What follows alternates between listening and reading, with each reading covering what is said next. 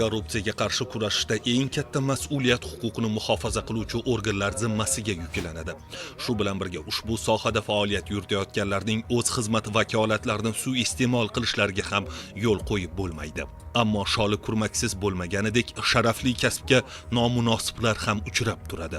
Jumladan, Davlat xavfsizlik xizmatining Navoiy viloyati bo'yicha boshqarmasi va Bosh prokuratura huzuridagi departament xodimlari hamkorligida o'tkazilgan tezkor tadbirda Samarqand shahar ichki ishlar organlari faoliyatini muvofiqlashtirish bo'limi profilaktika inspektorining noqonuniy harakati fosh etildi. O'ng qo'llarining ko'zish barmog'i va bosh barmoqlarida yashil tusli hamroh qiling.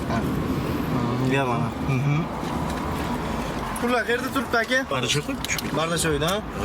Inspektor mansabdor tanishlari orqali sobiq ichki ishlar xodimining tizimga qayta ishga tiklanishida yordam berish evaziga 7000 AQSh dollari olgan vaqtida ashyoviy dalillar bilan ushlandi.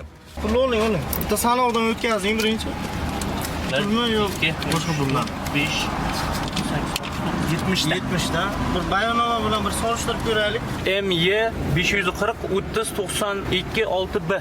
Mana ko'ring. Qora 2026 yozilgan. Hozirda unga nisbatan Jinoyat kodeksining 168 va 211-moddalari bilan jinoyat ishi qo'zg'atilib, tergov harakatlari olib borilmoqda. Bu kabi holat Namangan viloyatida ham qayd etildi. Jumladan, Chust tumani ichki ishlar bo'limi profilaktika inspektori 1994-yilda tug'ilgan fuqaroga nisbatan kelib tushgan arizani ko'rmasdan qoldirganligini ro'kach qilib, undan 2000 AQSh dollari talab qilgan va joriy yilning fevral oyida 700 dollar olgan.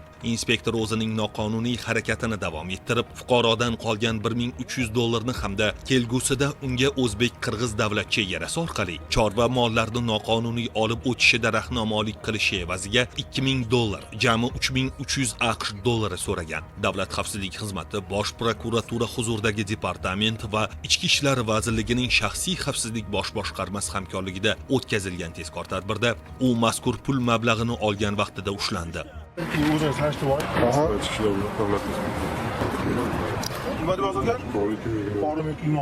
Hozirda profilaktika inspektoriga nisbatan Jinoyat kodeksining 165 va 168-moddalari bilan jinoyat ishi qo'zg'atilib, tergov harakatlari olib borilmoqda.